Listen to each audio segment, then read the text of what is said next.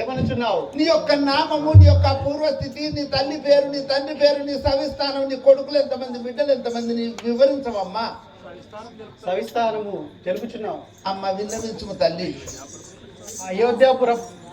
పురాన్ని పరిపాలిస్తున్నటువంటి అమ్మ దశరథ మహారాజు గారి 3వ భార్యను, అమ్మ చిన్న భార్యను, నా పేరు సుమిత్రాదేవి.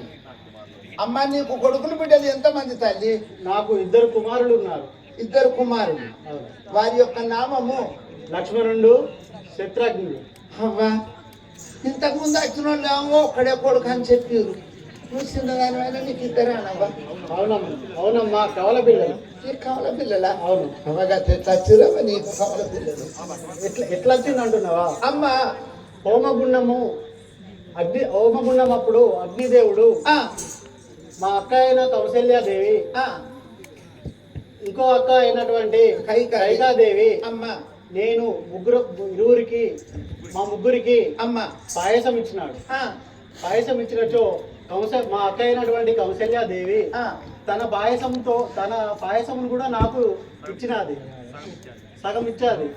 అయితే నేను నా పాయసంతో పాటు తను ఇచ్చినటువంటి పాయసం తాగడం వలన, అలాగే మా చిన్నక్కయ్య కూడా తన సగభాగాన్ని నాకు ఇచ్చారు. దానివల్ల నేను భక్షించాను 20. ఓహో, మీరు పుత్ర కామేష్టి యాగం చేయగా 4 బాండవులు ఇస్తే, కౌశల్యాదేవి 2 ఇస్తే, వాళ్ళు 1 నీకు ఇస్తే, నీకు కొడుకు 2. నీ కొడుకు, ఆమె ఇచ్చిన కొడుకు నీ గర్భాన పుట్టిండు. ఆయన పేరేం పేరమ్మా? పెద్ద కుమారుడు లక్ష్మణుడు, చిన్న కుమారుడు శత్రుఘ్నుడు. ఓహో, కౌశల్యాదేవి ప్రేమ అనురాగం వల్లనే నీ యొక్క పెద్ద కుమారుడు ఎప్పుడు శ్రీరామంతో ఉంటాడా? అవును.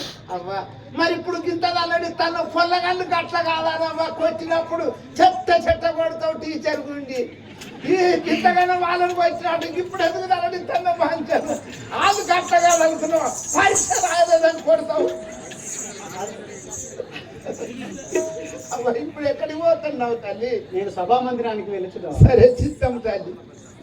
కొత్తగా కొట్టడానికి అట్లు